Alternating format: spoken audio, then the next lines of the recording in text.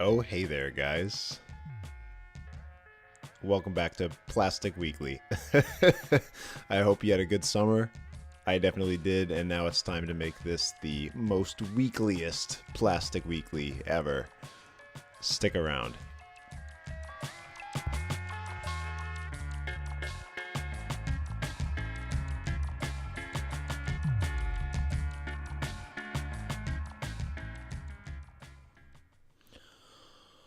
Well, I guess I should start by letting you know what I've been up to for these last 3 months. In May, right after Nationals, I left my job. Everyone already knew I'd be done with coaching at the end of the season, but once I got back from Montreal, it felt like starting with a clean slate just kind of made sense. I miss all my coworkers and climbers a lot, but it's been really nice to sleep in and play a lot of video games, lend a hand at some other local gyms, and spend less time thinking about day to day gym operations. Around the same time, I started a 2 year term on the board of directors of the Ontario Climbing Federation. The OCF runs all of the comps in Ontario, and I'm really happy to keep doing some work in the competition world from a new angle. I'm learning a ton about how boards and nonprofits work in Canada, and I get to work with some really smart people who I haven't gotten to know very well in the past, so that's cool. But anyway, the long and short of it is that I'm not working right now. And with this summer vacation behind me, I'm feeling excited to give Plastic Weekly one last burn. I spent some time talking to smart people about how I can make the podcast better, but also how to make it easier for me to put together. And I've got a rough schedule in my head that should help spread out the kinds of interviews and research that I need to do. It should end up being a good mix of focused, topical interviews, spotlights on industry professionals, and then the occasional roundtable group conversation. I know people really like group conversation podcasts, but I really don't want this to become an opinion podcast. So I'm going to limit how many gang sessions I do, and I'll try really hard to make sure any panels consist of smart people. Ultimately, this is still just a chance for me to talk to people I wouldn't normally get a chance to talk to and ask them a bunch of questions that I have banging around in my head, and then you guys get to hear the answers too. But anyway, group panels, if you have something to talk about, shoot me a message, and maybe we can chat. It could be fun. So yeah, new schedule, new focus, one last good attempt to do a weekly climbing industry podcast. Let's get started. I've been AWOL for a few months, so I called up Malek Taleb to bring me up to date on everything that went down on the World Cup circuit this summer. Malek Taleb, welcome back to Canada. How are you doing, dude? I'm doing great, thank you. It's been like 3 months since we just like talked climbing, and that was actually the last episode of this Yeah, weekly thing. Yeah, what's been up all summer? You've been on the road basically the entire time, right? yeah, I've been all over since we last spoke. I think in the 4 months I've been in 11 countries, which has been pretty exciting and a little bit tiring, but pretty fun. I just want to, because I'm gonna get this thing going again. Basically, like we're gonna start right now, and we're gonna make it weekly. It's gonna happen. Let's do it. The last few months have been like a really good break for me, and just kind of like not thinking about day to day climbing gym stuff, and not, you know, just being able to like take a break and do whatever's been really good, and now I'm actually kind of excited to get going with this and some other cool things. So basically, like just having been out of the game for 3 months, I just kind of wanted to pick up on where we left off, and the comp season this year has been, kind of interesting. A lot of stuff changed, and some cool Hmm. things happened, and obviously you're like as involved as it gets. So I thought it'd be good to just like chat a bunch. So like first, I guess I just want to give you free reign to after this season, you've been doing the team manager thing for a couple seasons. You've gotten to meet lots of people, lots of coaches and organizers and stuff like that. And I just was curious if you had like any general reflections on the bouldering season and the like one lead event that you were at. Yeah, sure. I mean, from a Canadian perspective, I think this was a very interesting season. Bouldering wise, we saw, um, history being made early on, and some results weren't as expected. Sean had an off year and finished off with an unfortunate injury. Seb made his first semifinal after committing fully to a whole season. So, like a mixed bag. But overall, I think it was a very positive season for us. Um, After we spoke, I think the next event was Vale, and I thought that was a pretty strong showing for the Canadian team. That only one person made semis, but overall, the quality of the climbing was at a high level from most of our climbers. And I think, one big part of that is the fact that all but one of our competitors was from the main team. Like we only had one alternate. Oh yeah. I thought that was interesting to see um, what level of climbing we can have. When you got like the actual best like top. Exactly. Yeah. Exactly. Talking about Seb like having success out with this full season, committing to every single event, that's got to feel good for him.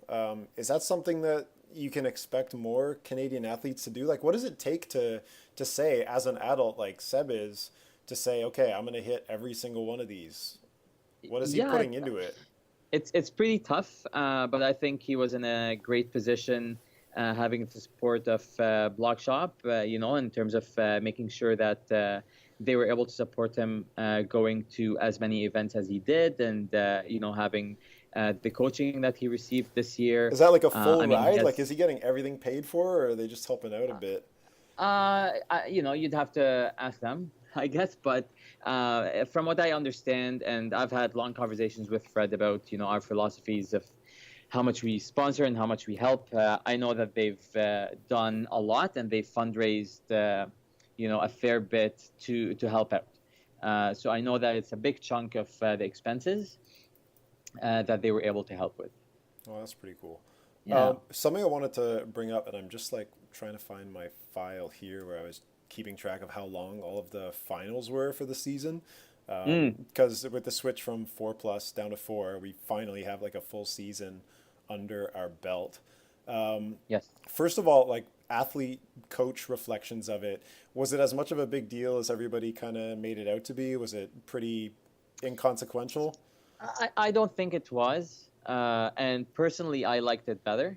It was still You like this season better with a hard cap of 4 minutes? yeah, I mean, it was pretty exciting, even from the first comp, to have that time limit where you need to get to that top and not just sit back and wait and then, you have unlimited time to get to the top.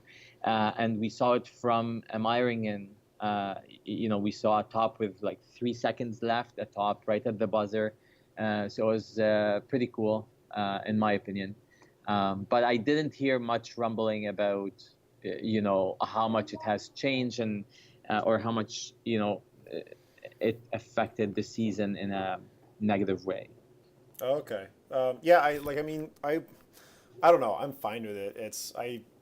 I think from the scheduling perspective, and so I've got this chart up right now that you can't see, and I'll post it on the website for this. Like just kind of charting out the last 3 seasons, so like 2014 through 2016, the durations of finals, and then a separate set for this season. Hmm. And like it's hard to kind of average over 3 seasons, but the average finals lasted basically an hour and 58 minutes over the last three Yep. years, and this year it dropped down to an average of about an hour 45. So you basically cut 15 minutes off it. But when it comes to scheduling, and if the reasoning behind it was trying to make things more predictable, the hard part was that aside from the events where you would have a seventh climber in finals, there was Hmm. still a really big deviation in how long the events would run. Like it didn't necessarily make things much more um, uniform in terms of time, and it's kind of crappy because it is a really small sample of only. I only used 5 events, and I'm trying to remember which one I didn't include, but there was something that forced me to not. Oh yeah, Hachioji was they split men's and women's, so I Yeah. couldn't use that one. Well, they also split Munich. Yeah, Munich's not in here either. I had to leave that out. So it's Right. basically just So, Meiringen, so one Chongqing. thing I would, add to what you're saying though is that it might not just be, having a specific time frame for the actual comp, but how much time out of finals, and that'll be more interesting in my opinion, is how much time was there in terms of no action going on, Okay. right? But when we're watching at, one athlete at a time, right, with 4 minutes plus, if I'm an athlete and I've made bonus and all there is my, I fell on bonus the first attempt and, or fell on the second last hold or something like that, right? As a coach, my strategy would be you need to wait till, 4 seconds before and just give it your best shot because you only can top it now. There's nothing else, Yeah. right? So then we're talking about 2.5 minutes of nothing, right? To hit 4 seconds before the buzzer goes and then get the plus time because I know I can get to where I got to and hopefully my rest would get me that top. Yeah. Whereas now with the 4 minutes, I can't do that. Well, So now the no action time in between where the cameras just like don't even know where to focus, right, is minimal. but the counter to that is, and I don't know if we saw too much of it. I know at Meiringen we saw a little bit. Was the problems where like you would put in a burn that might last a while, or just a burn where you didn't feel like you could get on it again. So you Mm-hmm. do your first climb with 2 minutes left. You would just be like, no way in hell do I have a chance to do this, and you just like end up walking off with only like with basically with a couple minutes left on the clock and just kind of just Right. ruining the climbing And it would be portion. interesting to see, how many of those incidents we had Yeah, compared to past years. yeah, And that's that's what I'm true. saying is that kind of data would be, I think, to me more interesting in terms of how much time did we have of no action on the cameras Yeah, to compared to this method. yeah, that's actually a good idea. I don't know if I want to put in the That would man be hours that to. that would be a lot of watching some, the boring parts of competitions. Yeah, for real. Yeah. But after a season of it, I'm guessing it seems like there's not much kerfuffle. I don't hear a lot of athletes talking about it. Sounds like something that probably will stay for Yeah, I next think there was season. enough other stuff going on to complain about that I didn't hear any single complaint about the 4 plus. Let's talk about some other complaints. What was everybody so worried about? Well, Pick there was one. the, the live stream, Yeah, uh, fiasco, yeah. right? And, like in terms of the European Championships, I think that took a while to figure out what was going Oh, on. okay. Let's talk It about that. actually That's a was like 3 different events, I would say, that people were like still trying to figure out how is it going to work. And, it took a while for the athletes and the IFSC to, I think, agree on a yeah. form. I'm so basically what we're talking about is the Munich World Cup, which is the final World Cup of the season and is usually the most well attended. Like tons of people come out to this comp. Yeah. So the European like continental whatever, I don't know. European Championships, Yeah, or yeah, so whoever organizes that, I'm guessing it's the European Council. yeah. So they couldn't find a venue to host it. From what I have no idea, but that's from what I understand. That's what it is. But I try not to kind of be too nosy when it comes to stuff that doesn't really, it's none of my business, I guess. But Yeah, that's I fair. gotta pick what I can be nosy about. So, uh, Yeah. yeah, Well, like I mean, that baffles me that they couldn't find somebody, and I'm really curious, just as somebody who's interested in right. organizing But events. it's a lot of money, and it kind of gives us an indication of, hey, like we're not the only country that struggles to try and host something like a World Cup or Yeah, that's continental true. championship. It's everywhere, right? Like there was supposed to be a World Cup in Amsterdam. It got canceled. Yeah, 2 years ago, there was supposed to be one in Switzerland that got canceled. So it's not just Canada that struggles with hosting a World Cup or a big event like that. Well, I'm curious because in Canada, I think, a problem for us is it's very hard to find sponsors that are willing to put the money in, and our World Cups, you'll get attendance of like a couple hundred people, right? Like it is a small Well, event in Canada compared to. not necessarily. I think the number of attendees had to do with the price of tickets in the past. Okay, that's fair. I think But there's different ways you of you doing could it. certainly argue in Canada it's a smaller market and it's got less attention in general than it does in Europe. I'm guessing you'd be okay with that statement. Yeah, I don't think we would get 5,000 people walking into, uh, Yeah, you know, yeah, yeah. a finals. Yeah, I agree with that. So I feel like, and I'm just curious because in Canada, I think our problem, and whatever issues the organizers actually run into, I don't know if they just, they're just not very good at finding sponsors. But in Canada, it must be harder to find sponsors because you kind of showing it to fewer eyeballs. But in Europe, I was wondering if maybe they're getting to the point where there are so many events in Europe, even though they've got a lot of viewers, a lot of people, a lot of impressions on whoever does sponsor them. Maybe they're just running out of sponsors because this year Innsbruck hosting the World Youth Championship, next year hosting the World Championship, and then all of the World Cups that happen in Europe. Maybe the sponsors just like couldn't sponsor anything else. I don't know who the big typical sponsors are, but maybe everybody was just like so overexposed that they just couldn't find the funds because the sponsorship money Yeah, was going to other big a- events. and different countries run these events differently, right? So there are some countries where it's run by the federation, other countries where it's run by an organizer. So it's not the same format for everybody. Okay, yeah, that's fair. Talking about like Munich though, That was the wildest World Cup I've ever attended. That was the longest and wildest World Cup.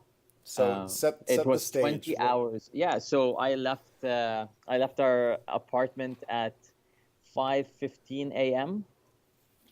and I got back at 1:30 or 1:45 a.m. And why was that? Um, well, because of the format, right? So the day was super long for a couple of reasons. Number one is we had, um, close to 300 athletes that needed to qualify in the same day. Um, to add to that, we had the most insane rain storm that I've seen in Europe.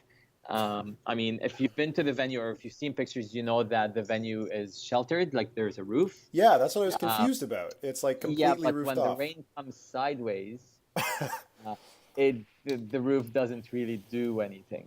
And it was super windy, so after about 10 hours or 15 hours of qualifiers, Samantha Lee, I think, was on the first problem, which was a slab, Oh yeah. and the wind picked up. You know, it was pretty nuts, and I thought she was going to be pulled off the wall. I don't know if my videos were clear, but you could see twigs hitting her as she's trying to get off Damn. the slab. It was it was pretty crazy.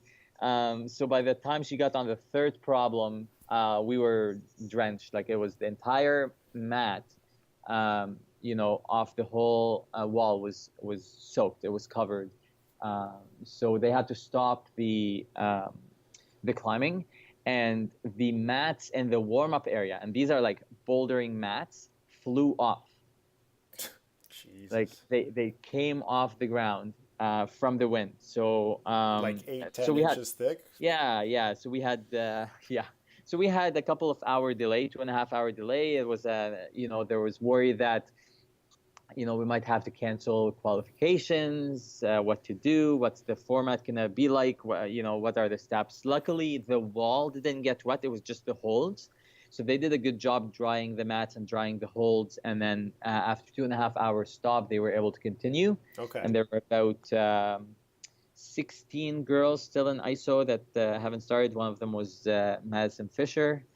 So they had some pretty crazy conditions and about 7 hour time in ISO, which was around the same time that the guys sat in ISO without a delay. Yeah, So that's like unbelievable. yeah. The wildest part for me was having to file an appeal at 12:08 a.m. So writing the date on that was pretty interesting. It was the second day. Yeah, totally. Um, and I still don't understand what happened with that appeal. We won the appeal, but I think everyone was super tired that nothing made sense. The explanation didn't make sense. But I didn't have to pay any money, so that was good. Yeah, you're into like a 19-hour day at that point. Yeah, that's ridiculous. I'm guessing like Eddie Falco's running around like saying quarterfinals a lot through that entire event. I feel like he'd be uh, preaching pretty hard. yeah, I mean, it was, everyone was pretty tired. Everyone was trying to be as supportive as possible to the athletes that really suffered the most. For them to be sitting there, not knowing when they're going to climb, how long they have to warm up, all that stuff that normally you'd have a set schedule and everything is like a routine. Yeah. And, it was a huge curveball for these guys. And, so yeah, everyone was pretty supportive. I mean, by then you're just super tired, but you're like, you know what, we're in it. Let's just stick it. So Yeah, there's not much you can do about sideways rain. Like once yeah, that and starts, Eddie, you're Eddie was great about waiting till the end to make sure that he got a picture at least of every single athlete, that's and amazing. hats off to him. Yeah, like it seemed like the organizers did a really good job of keeping up with it. Like they were doing everything they can. I don't know if that was the vibe that everybody was getting on the ground, but from all the updates we were getting here, it seemed like everybody was pretty level-headed and trying to take Yeah, care I of think business. for this to happen, if it were to ever happen anywhere, it's good that it happened in Germany because they're, Yeah, man. like they know how to deal with this stuff. Yeah, they've got Like I was contingencies. actually earlier on, I was trying to make them shift the starting list by one up, for you know Like personal reasons. start it an hour earlier. Yeah, Is that what you're so saying? no, just like 5 minutes off. So one of the sides Oh, of the start, gotcha. like the starting Yeah, girls, yeah, yeah. one person wasn't there, so I wanted them to shift it for selfish reasons because by then the two Canadians would climb offset, so I can see both of them. Oh, yeah. Okay. And like by rule that should happen, but they didn't want to do it because trying to organize everything coming out and Yeah. having like they were just set. The organizers were like, we have this structure, we want to stick with it, and I respected that. But then this huge curveball happens. I'm like, you gave me a hard time about 5 minutes. You made us wait for 2.5 hours. Yeah. But it was all good. It happens. Yeah. Was that kind of like the worst of the season for you? That one kind of weather deal? Is that as bad as it got? No, the worst was definitely seeing Sean get hurt. Oh, okay. So yeah, That there I mean, wasn't which is any the video or same. anything. So could you tell us a bit about Well, there what is a was up? video. We just didn't want to share it. Yeah, and I don't want to see it, but I Out mean, of yeah, respect to him, and yeah.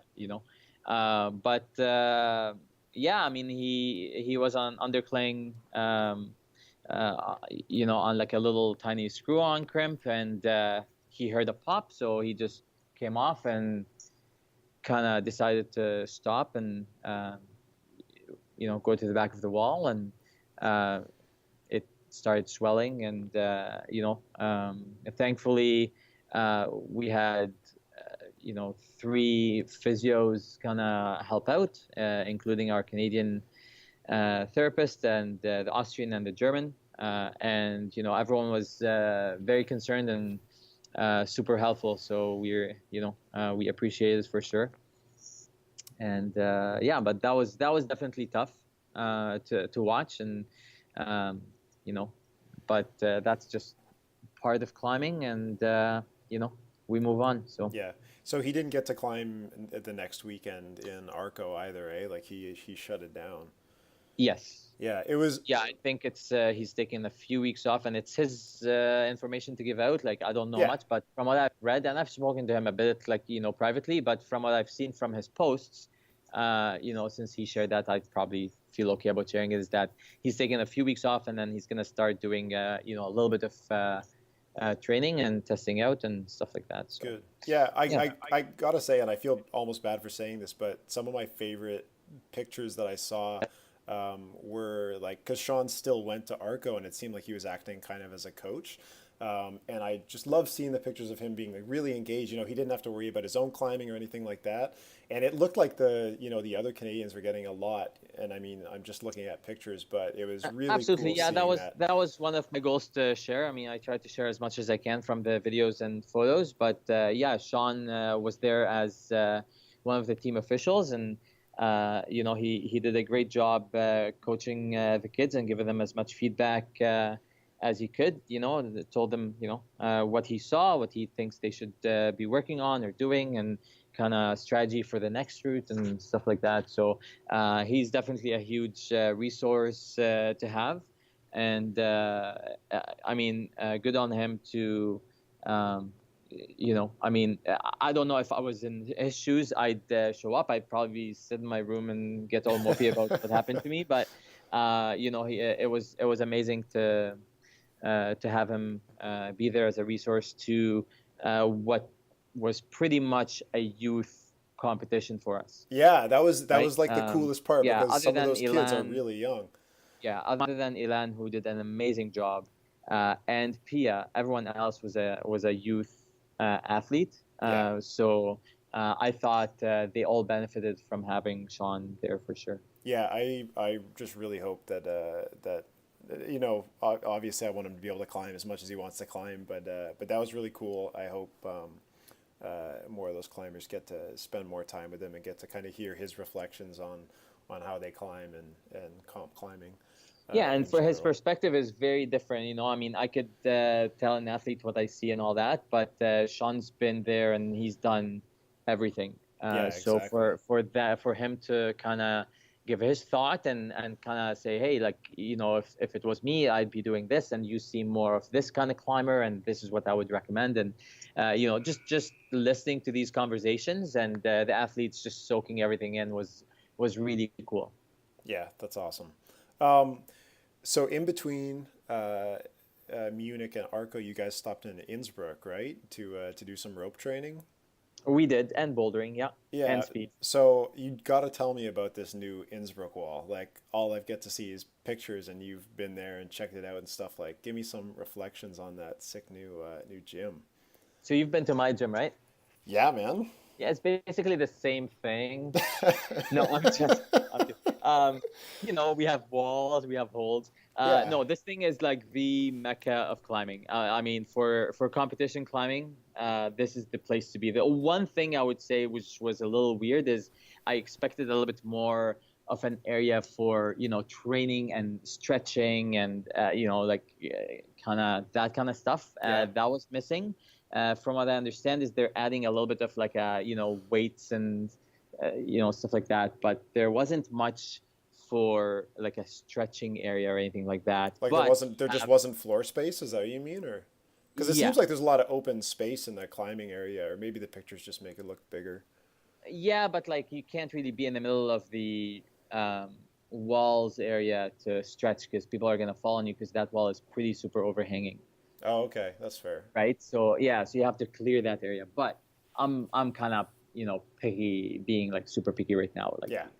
But the coolest thing was walking in and basically seeing half of the World Cup circuit training together, Yeah, right? that's And sweet. like like it was just unreal. Like maybe 12 countries per day would be there training, and everyone was super friendly and kind of chatty, and um, I think that was the best part. That's really cool. Yeah. Aside from like the size, obviously, in terms of the design of the walls, was there anything about it that in particular makes it a great space for it, or does it really just come down to the route setting, or like why, Well, I could, well, no, I couldn't, but somebody could just build a big gym, but what makes you excited about it as a a training facility? yeah, to have Killian there, to have York there, to have Katya, to have Anna. Like, I mean, it's Are they you know staff you there? Like, are they like they're not they're staff. the I mean, setting I'm sure crew? they part of the setting crew. I'm Yeah. sure. I don't know how it works there in terms of work or not, but I'm pretty sure they've done most of like a lot of the setting there, or even just being there and climbing, like it's Hmm. you can have the best gym in the country in terms of wall space, but if you don't have the right personnel and the right setting style and all that stuff, it's really hard to be successful in my opinion. Yeah, for sure. So yeah.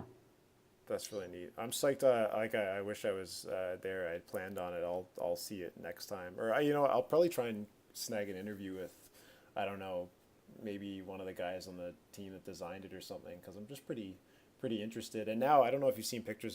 There's a wall going up in China. I can't remember where. I saw that. The outdoor one That looks very weird to me. looks absurd, but just the like these like super structures for climbing. Yeah. I'm curious what design thoughts go into those, because it's definitely different from like the typical Walltopia half bouldering, Hmm. half ropes, kind of standard angle kind of thing. It's pretty whack. That's kind of cool. I guess the Yeah, last. and China's, it's pretty crazy in terms of. So when we went to Chongqing, I was told that it was a whole new venue this year, and it went up in 2 months. Wow. Like I was told that IFSC people went to check out the area, and it was just like a pit still 2 months before. There was nothing. So the That's day of registration, they were still painting bathrooms. wow. Yeah, but I mean, it was done. Yeah, I So mean they did it, so you can't really yeah, complain. yeah, pretty cool. That's unbelievable. Yeah, I mean China right now, it doesn't seem to do anything small. They somehow have the money for it, so if they can do it, go for it. Yeah, that's interesting. The last thing I wanted to talk about, if you want to talk about anything else after, go for it. But so after a full bouldering season of the like specter of the Olympics lurking, um, does it sound like the competitive climbing community is starting to rally around it, or is it still pretty divided with some people definitely going for it, some people completely avoiding it? What's the vibe among the circuit? Well, we're still waiting for the final information about how can we qualify, what's it gonna look like. We still don't know that, and it's gonna take a while to find out. I think at least like a few months. Um, but from I think a fair bit of athletes are now. We can see Jan is getting into a lead and speed, and he's doing great in lead this season. So I think a few people are pretty psyched. I actually told Sean that he should market himself as a consultant for the other teams in terms of how to properly Yeah, actually, that would be compete in very all cool. three events, because he's been doing it for years and he's Yeah, been the only person who's been doing it and being successful at it. So I thought that would be a cool thing for him to go and just basically present to different federations, hey, this is how I think it should be done. that's actually a really good idea. You're right. That's interesting. It would be great to you have them out to like different parts of the country too, and start talking to some people. That is a separate experience. Yeah. When you talk And I about expect 5% of the proceeds now. That I'm just, you yeah. know. um, you're talking about how they don't know how they're going to like qualify for it yet. Well, Would it's it not would that we it don't know, but basically, isn't it it's going to be a roughly the same thing as the Youth Olympic I Games? think it's Like, an I. It seems like it's an IOC oh, so it's decision. like it has to go They're through a gonna recommend confirmation it. stage. Yes, yeah, yeah. Okay. Yeah, because the thing they did for the Youth Olympic Games, which I will botch if I try and recite it now, seemed Mhm. logical, like basing most of it off of uh, the championship and then Yeah, a certain yeah. There'll be amount a from limit each per continent. country and all that stuff, but still we need to finalize it to figure out a strategy, in my opinion. Yeah, yeah. And if Yeah. anybody's listening and they want to know how to qualify for the Youth Olympic Games, go back to whatever episode. I can't remember the number of it, but whatever one. It was the emergency IFSC plenary one. It was probably like number 4 or something like that. And Might that's as well go through them all. There aren't that many, yeah. Tyler's back, and so Boost my numbers so that I can start getting people to pay to like advertise on this or something. That'd be really cool. Just download every episode as many times as possible. there you go. That would be dope. Yeah. So that was Yeah, so kind in of terms of the Olympics, the one thing that the schedule is really hard for athletes to be able to compete in everything, right? So you're talking about, Yeah. uh, April to November. Yeah. That's a long season, and I you know, was thinking about that this morning, and I've like spent a lot of the last couple months just thinking about competition formats. And one thing is, in climbing right now, it's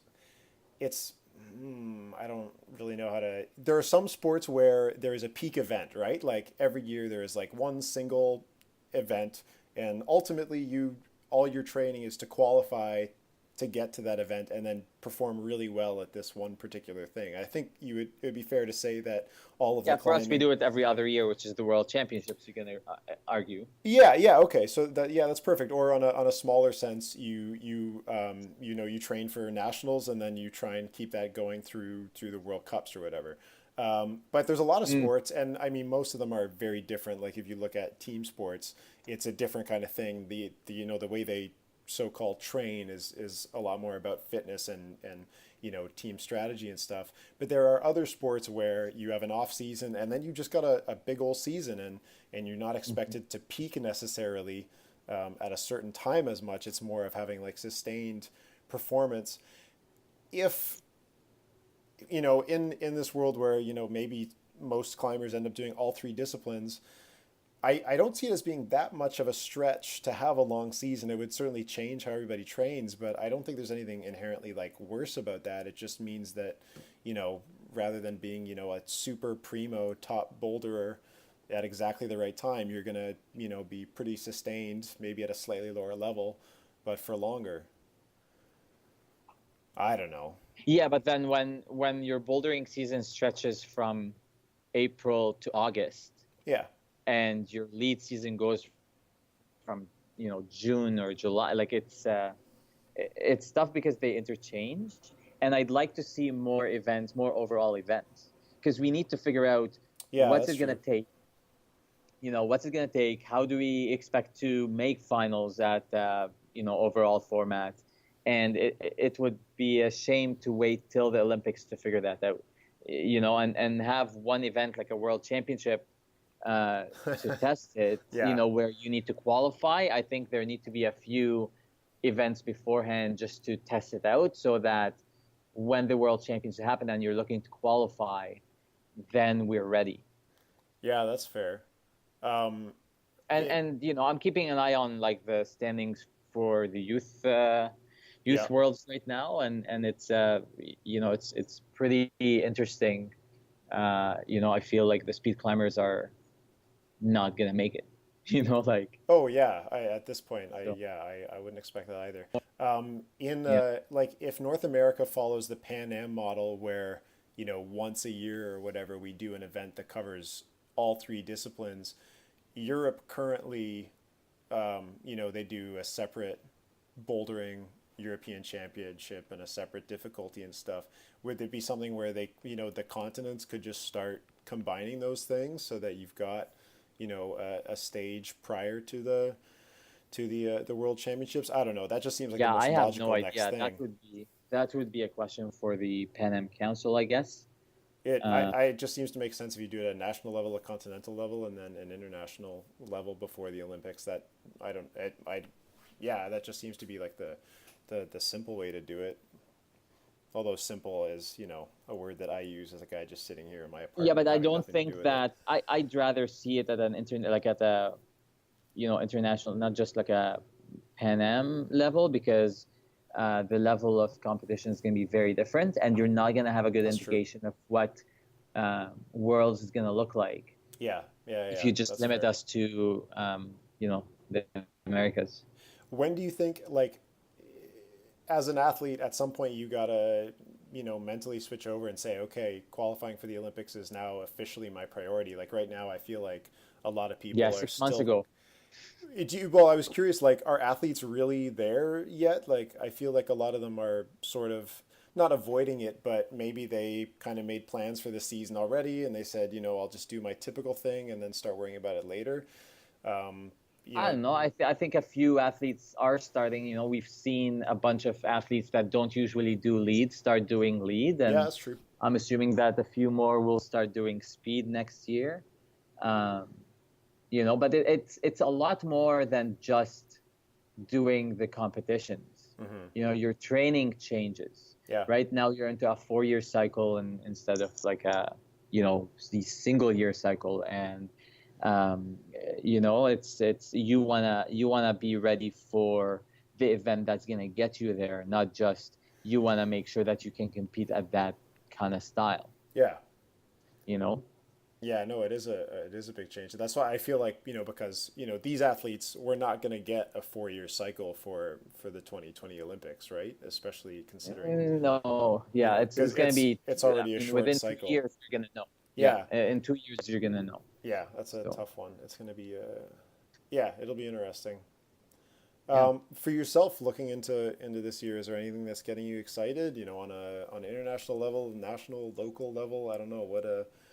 I'm pretty excited about the work I'm currently trying to do with Udo. I'm running at least right now we have one camp that we're doing in January at Block Shop. And this is Udo Newman, the head coach for the German national bouldering team. Is that his title? Yes, and I mean, yeah, he's no longer the head coach. He resigned after Hachioji Oh, okay. I didn't know in that. Tokyo. Yes, so actually, that's when we decided. We were sitting on the floor of the venue watching finals, and I said, hey, like let's do this. And so he's like, yeah, why not? So we started discussions, and it looks like it's gonna happen. So we have Udo and Robert Lux, who is an IFSC headsetter, and he's the headsetter at Studio Block. Cool. In Germany, as well as Jan Hoyer and Julia Worm coming in for a training camp for 36 athletes in January. So this is a camp that we're pretty excited to have. We just settled on a few coaches that we're going to have there, to also learn from Udo. Awesome. Yeah, and that's pretty exciting, and it might turn into a world tour with Udo. I don't know. We're chatting about a couple of other events that I'm pretty interested about now, and Cool. It's just a matter of getting them done. So that gets me excited for sure. Other than that, not much. I gotta, assess my season, how it went, and kind of decide about what my involvement, if anything, will be next year with the team, and move from there. Yeah, I mean, for both of us, things like, so when we last spoke at the end of May, and I can't really remember when we had met, but yeah, so at that point you were not on the CEC, you were just an OCF guy, and I was not on the OCF, and now we're both on the OCF together, the Ontario Climbing Federation, and you've moved up to the CEC, so yeah, it's going to be a different year for everybody. Like, yeah, lots of stuff changing, man. For sure. This will be interesting. All right, well, I think this episode will come out, I guess, tonight, and then I think we're going to do another kind of locally based one next weekend, and then we're just going to plow into it. And I'm actually really excited to do this. I feel like I have energy again, and Great. Yeah, I'm psyched. We're going to have some fun. All right. Well, thanks for having me again. Yeah, thanks for talking to me. It was good, and I'll see you. I'll see you at the next OCF meeting. You need to have at least 6. You need to have at least 6 episodes before you ask me to do another one, though. Okay, I can handle that. If I get you on a panel, though, then you have to show up because you're funny to talk to. Because you sing and then you panic when sprinklers go off. So I got to make sure. Hey, listen, fair enough. Fair enough. All right, man. I'll see you soon. And yeah, tell everybody in Kingston to listen to this. Will do. Talk to you soon, man. Okay. Bye-bye. Bye.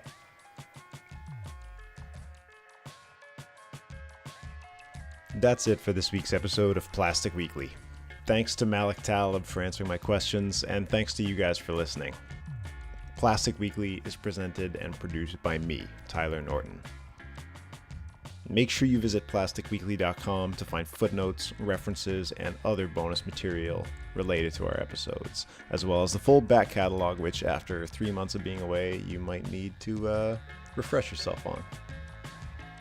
If you enjoy what Plastic Weekly does, consider supporting my Patreon at patreon.com/plasticweekly. I got some cool stickers made, and they're available exclusively to my patrons. If you want to get in touch with me, you can leave a comment at plasticweekly.com, and you can follow us on Instagram, Twitter, Facebook. You can send me an email to tyler@plasticweekly.com with your comments, concerns, questions, compliments. Just tell me you're out there. Somewhere. Good luck to everyone competing at the World Youth Championships in Innsbruck. We'll be thinking about you. Talk to you next week.